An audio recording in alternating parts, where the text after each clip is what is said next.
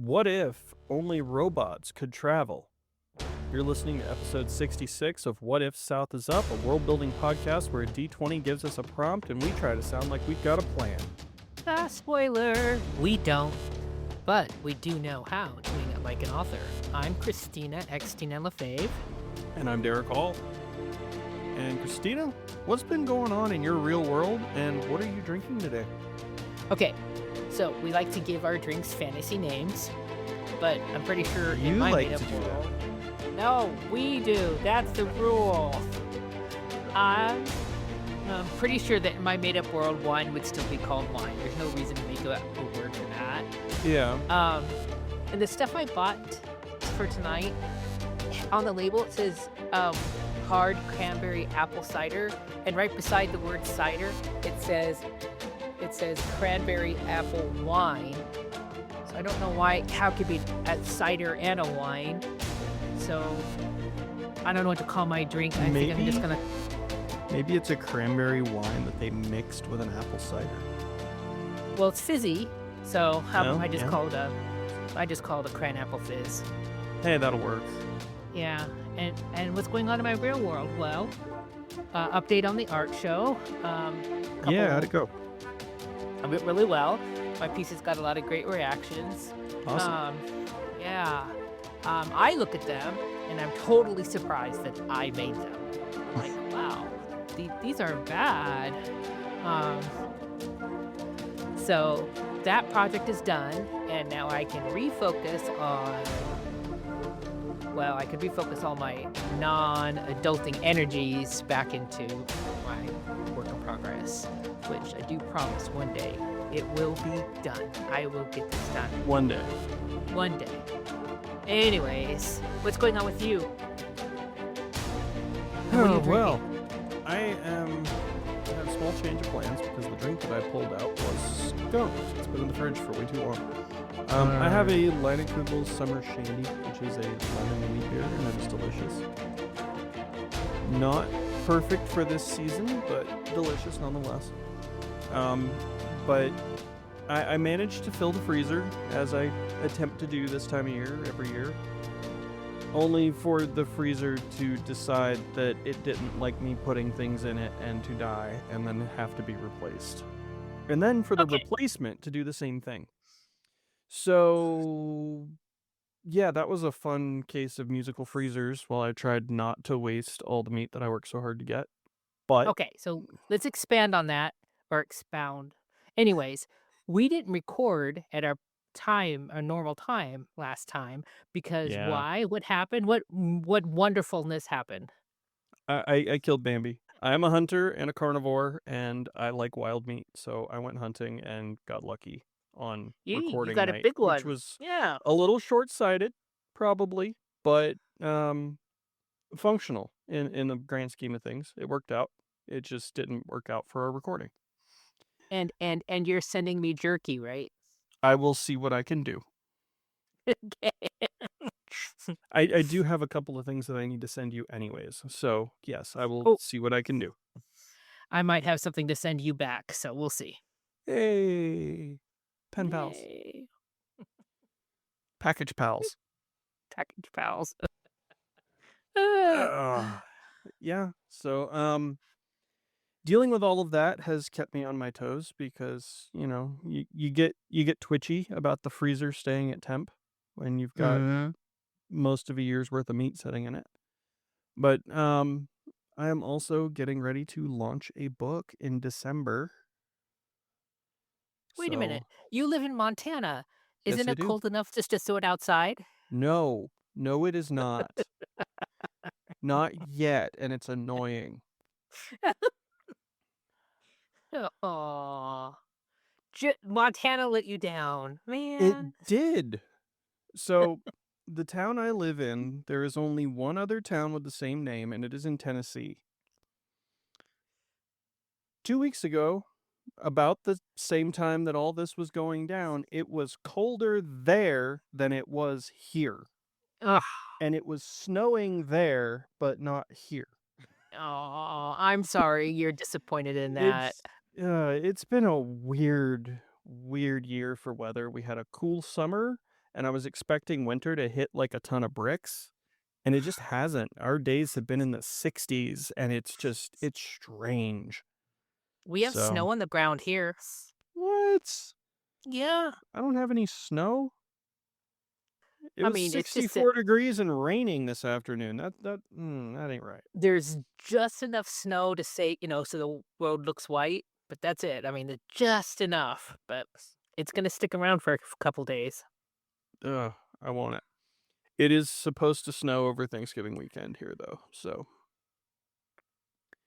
fingers crossed that actually happens. Like, the top of the mountains are getting painted a little bit, but, the snow line will drop overnight and then go back up during the day and then drop overnight and go back up during the day. It's just like, You know what? come on, man. If it were up to me, I'd give you all the snow. I would take it. I love the Mm, snow, especially here, and we desperately need it. Our summers I depend do on it. not. I do not like snow. Yeah, our Hence me summers moving. depend on a good snowpack. So do ours. Yep. So do ours. And more importantly, the next winter, we're depends on it too. Mm-hmm. We have a pretty rough wildfire season, and snowpack makes a massive difference in that come Well, summertime. for So, you know what, us too. We are actually in a drought, mm-hmm. and my friend's well dried up. Oh no, So yeah, she's not the first. There's like there's money set aside, or some organization somewhere has money to help people because there's so many wells drying up right now. that's crazy. Yeah. Um, we're kind of used to it. Like, all of our wells are really deep, um, which makes them expensive. Yeah, hers is actually like a foot deeper than it needs to be, or some number. I don't know what the number is. And it's still dried up. Yeah, And I can just say that this is the first time in their family's history that the wells dried up. So that's crazy. Yeah, we technically live in a desert, so everybody's mhm. used to fighting over water. Fighting for water. Yep, all the way back to the cowboy days, fighting for water. Anyways, yeah, book launch coming up in just shy of a month. Woohoo! Yeah, so that's gonna be fun. Got to get that Link. going. You said there's a link for pre-orders Yep, there will be a link for pre-orders in the doobly doo. So, yeah, that's pretty cool. in the doobly doo. In the doobly doo. So, what breakthrough or breakdown have you had in your writing or world building recently? World building none, but I'm getting really excited about how I'm choosing to narrate this story. Um, about 6 months ago, maybe 8 months ago, I talked about how I've chosen a certain format. Yeah. Um, and it's just very intriguing right now how I'm choosing to use that. Now, I'm not talking about people's point of view, like I'm going to use Sam's or Alex's, which there's none of those in my story, but I'm talking about, first person, third person, omniscient, whatever. Uh-huh. I'm not saying I'm going to use all those. I'm not saying I'm not using any one specific one because spoilers. I'm just saying it's really fun to explore how I can use these different ones to tell my story, and the tone that it gives it, and the mechanics that I can use to explain things to the audience. So I'm having fun playing with that. Yeah, I am too. I am usually not a person who prefers a first person perspective in a book Hmm. as a reader. And I've attempted writing it a couple of times and didn't really like it, so I've usually stuck to third close limited. But this book coming out here in about a month is first person, and I'm working on one now that is also first person, and it's going really well, and I think it fits the vibe better than third would have. Oh, So nice. yeah, I'm exploring. I'm branching out a little bit. I'm having fun Yep. with it. But yes, it is very interesting how much of a difference that sort of thing can make. Because it Right. doesn't seem like a particularly important decision. It seems like a stylistic choice, but it's not. It makes a It's massive not. difference in how you tell a story. Yes, how you tell the story, how the reader hears the story or reads the story. But Yes. yeah, it's very, very interesting. So I'm having fun playing with that right now, deciding Yeah. on, which scenes are told in which POV, and why I'm doing it, Mhm. and understanding why I'm doing it. So that's what I'm doing with my breakthroughs. What about you? Well, I'm gonna go to the writing side of it. I am working on a lit RPG, and oh, buddy, is the formatting a peculiar torture that should never be wished upon anyone. It is awful. Yeah. Is for the uninitiated, lit RPG has character sheets and stats and skills and spell descriptions, just like say a D&D game would or a RPG video game would. And normally in those circumstances, you have a menu where everything's laid out and you can go look at it whenever you want, or that sort of thing. In a book, you have to spell it out without being heavy-handed, but formatting all of that is just, oh, it's a nightmare. Hmm. Because you go through, your plot or whatever, your characters level up, they get new abilities, they get new skills, new things they can do, they get stronger, whatever, but you have to keep it all tied to that character sheet, and you have to reiterate every now and then. And holy crap, the amount of formatting is insane. I never thought Hmm. about it reading them because it just sort of happens and it's organic and it feels normal, but when you try to write it's a pain in the ass. Yeah. Yeah, I'm yeah. sorry. It's okay. I'm okay. You'll And it's fine. We're survive. all fine here. How are you? Um, You so yeah, it's you know what? it's It's exercising those muscles to find out what you're good in, right? And find out how what muscles work for you, and right. and it's a challenge, right? It's It just a is fun absolutely a challenge. challenge. It's absolutely a challenge. So the story I'm working on, I have two different characters that have these character sheets, and I have to keep up with both of them. And like I was going to put like a chapter at the end that had basically all of the stats and abilities for each one of them at the beginning of the story and at the end of the Yeah. story, that kind of thing, so that you can see the progression, but it's not myopically linear. And I went to do that and I realized that I need a freaking spreadsheet. This is getting out of hand. So yeah, I've been building a spreadsheet to try to keep track of all of this stuff, and it's insane. So Well, yeah.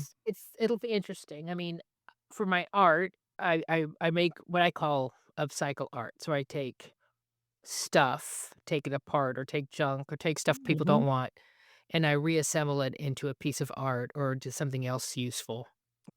So upcycle art is what I do. Um, and 3 days after my gallery opening was the second gallery opening of fine art. Mhm. And fine art is again a different category of art. Oh yeah. And I said to my friends, I said, they didn't ask me to participate in this show. Um, I said, maybe I'll try to create a piece of upcycle fine art. And they both, oh, your art is fine art. I said, no, no, it's not really. Um, Yeah. so to be able to do a upcycle fine art piece will be a challenge. And they're like, oh, no, no, you need to stick to what you're good at. I said, no, no, no, I want to try it. I want to try this as a challenge to see if I can do it. Um, you know, s- Spread these muscles. Flex these muscles? There you go. Flex my art muscles that I didn't know I had. Yeah. Which is kind of what you're doing with your art, with your lit RPG, right? Oh You yeah. know how to write, you know how to tell a story, you know how to do D&D. and you're just trying to find this other method Yeah, I'm just and putting it all together. flexing your writing muscles, and I find that very intriguing. Yeah, it's a lot of fun. I'm having an absolute blast with this piece Well, that I'm good. working on, and realized about halfway through that, yeah, this ain't gonna be one book. So for all the lit RPG people out there, stay tuned. Stay tuned. Yeah, there's gonna be at least two. So yeah, we'll see how it goes. I'm having fun though. It's a pain in my ass, but boy, am I having fun.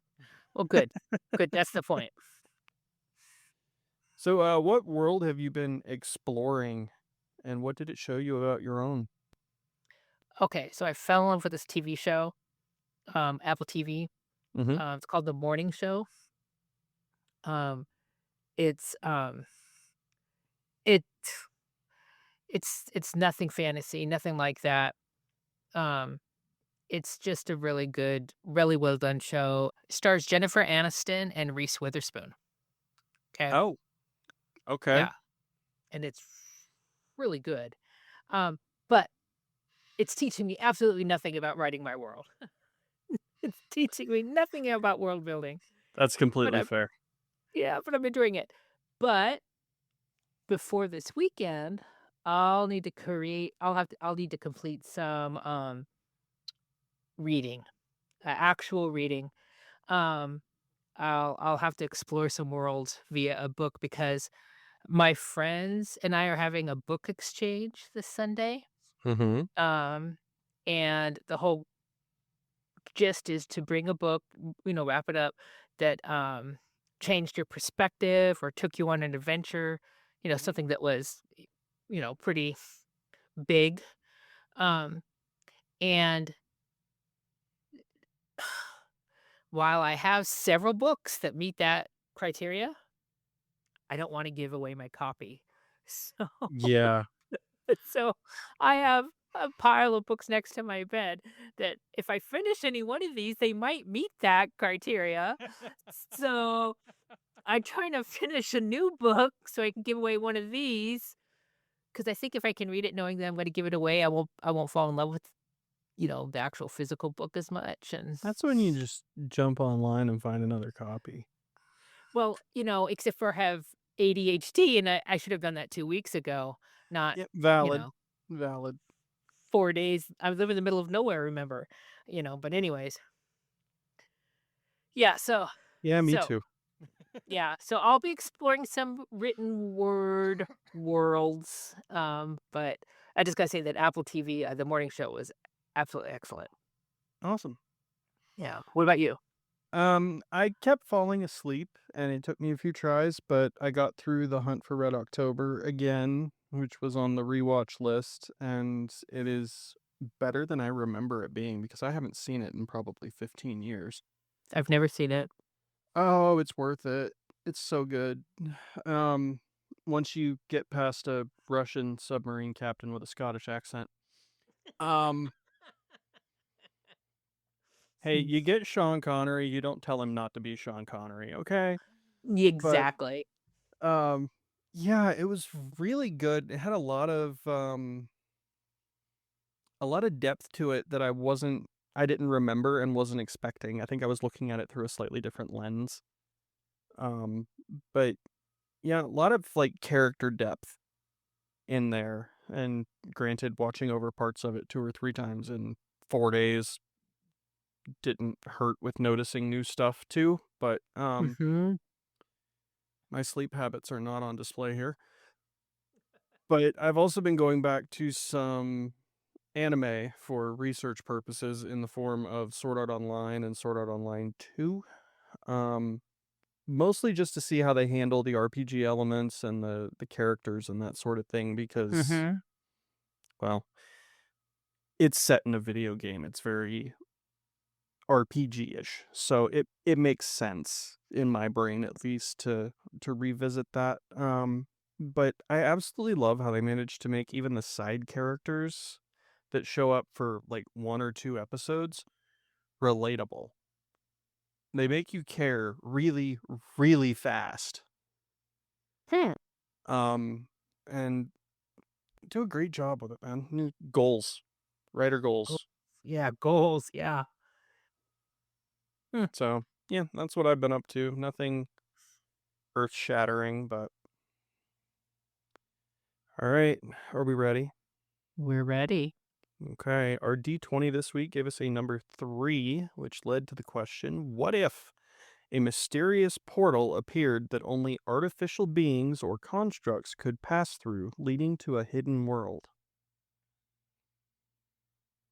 No fair. What? No fair. Why did they get to go?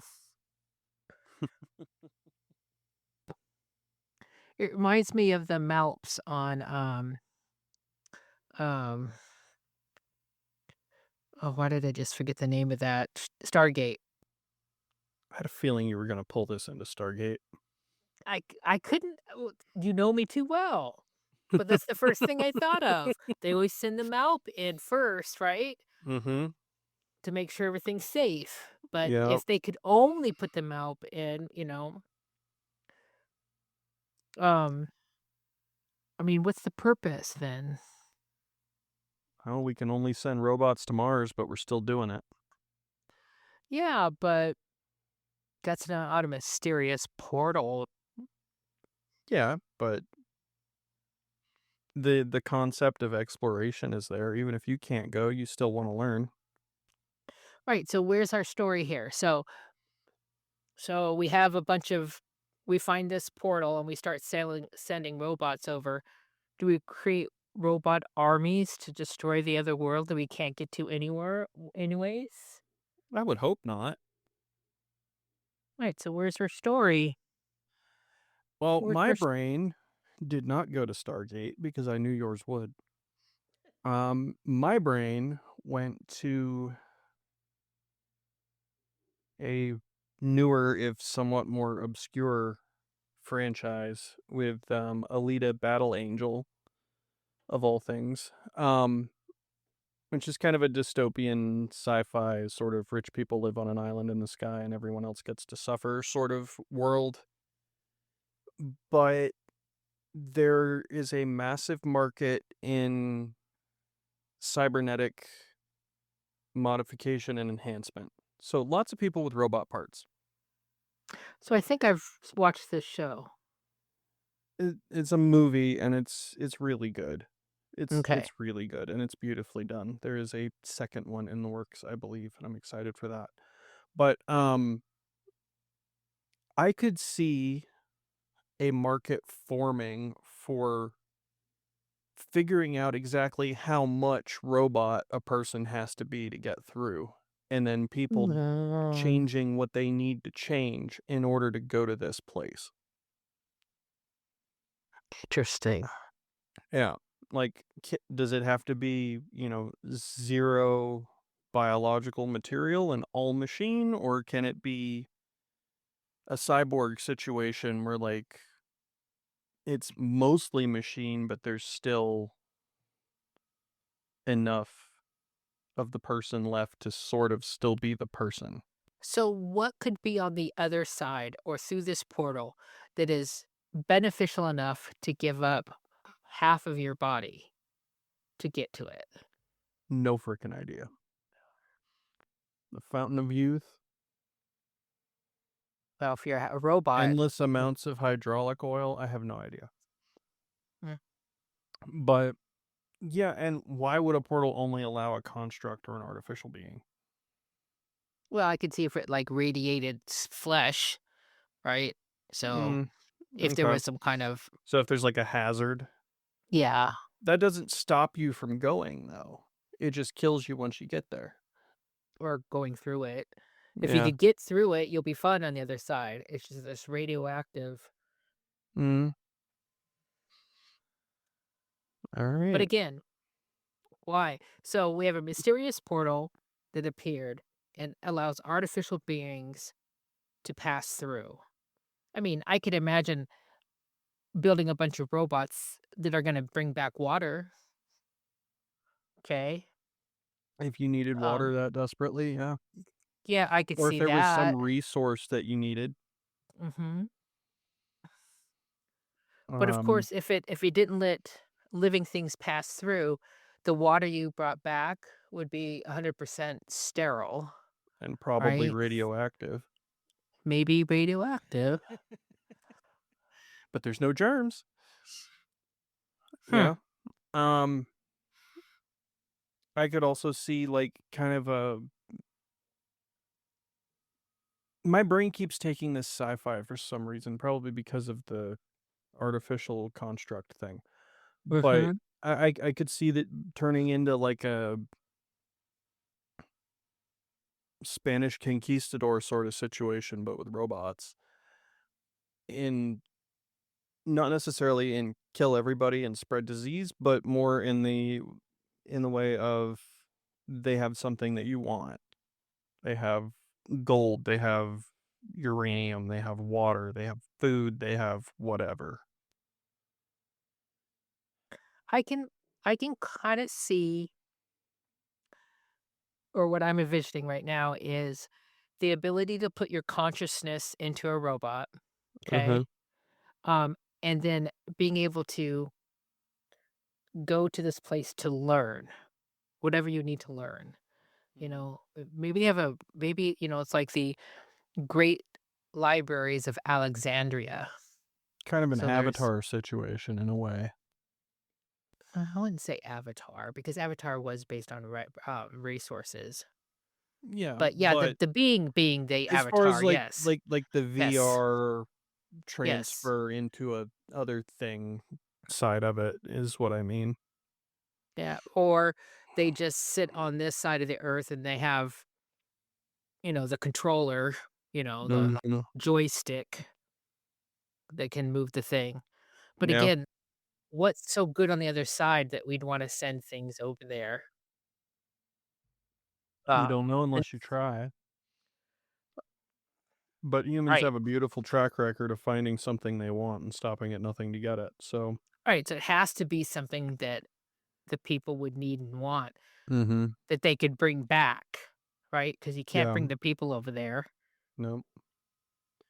I It don't would have know. to be a resource of some kind It'd and have to be a something that's not resource. alive. It couldn't be livestock or animals or It could living just be plants knowledge. or anything like that. It could absolutely just be knowledge.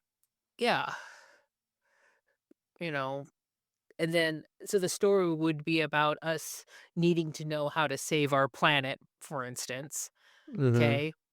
And so we send a robot over there, but now we have the robot is the first robot that anybody's ever seen.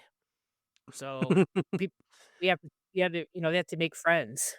And now they think we're all robots. Now they think we're all robots, maybe. Yeah, exactly. Now that would be interesting, you know. Yeah. I mean, that would also depend on the intelligence of the people on the other side. And it could be a different type of intelligence, right? So they could be Yeah. they could, they could know nothing about volleyball, but everything about quantum mechanics, Yeah. you know. Yep. Oh, what movie was that? I think it was one of the Batman movies. I know it was Michael Caine, but I don't remember what movie it was exactly. I think it was one of the Batman movies as Alfred. He was telling a story about being in Africa or somewhere and seeing a child playing with a diamond the size of a grapefruit or a ruby the size of a grapefruit, something like that. And it just I've always found that interesting in that different place value is placed differently. Mhm. So Yeah. that could apply here big time. Mhm. Because, maybe they don't have something is so common that it has no value to them, but it is ridiculously valuable to us.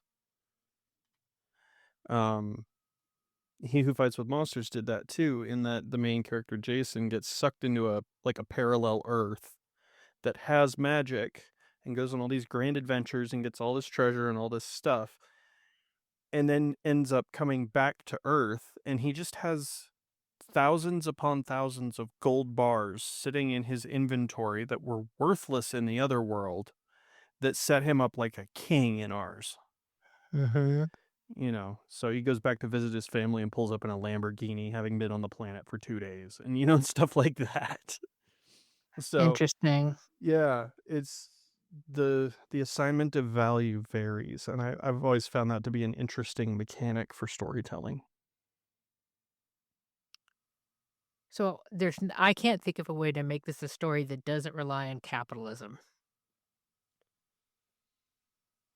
Maybe the weather's nicer. But why would he care if a robot enjoys it? So maybe the robots have battery banks and they have solar panels and they go over there and charge and then come back so that we have power in our apocalyptic wasteland of ice. Yeah, I would like to have a, I guess, save the world story. We're gonna go over there and try to convince these people that we need help and we deserve it, and then they give us something that counters, that closes our, that eats up all the CO2. Yeah. Yep. Could do. There's several different ways to do it. I'm not sure how to flesh it out completely into a story, but it's definitely Whichever way something to we do noodle it. on. Yeah, whichever way we go, it's all sci-fi, right? It leans sci-fi. Very much so.